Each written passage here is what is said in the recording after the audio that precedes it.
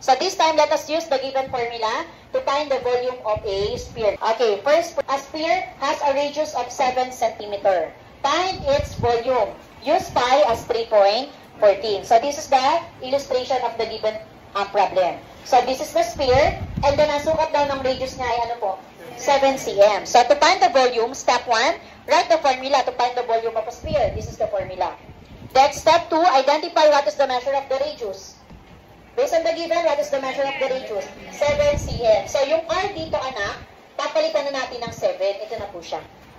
And then, after that, simplify na po. How to simplify? Okay, always start at the exponent. I-multiply natin si 7 ng ilang beses? Tatlo, by itself, sa sarili. 7 times 7, 49. Times 7, 343. So after getting the answer, check natin if we can apply cancellation. Ano po yung denominator natin? 3. O check natin if we can cancel 3 and 343.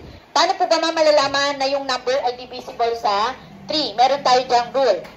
Divisibility rule. Okay, so how to identify if the given numbers are divisible by 3? Okay, just get the sum of the given numbers.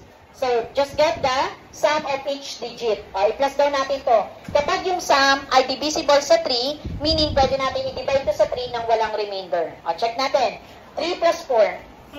7 plus 3. Or si 10 po ba ay divisible kay 3? If no, we cannot divide 343 by 3. Ganon din po si 3.14.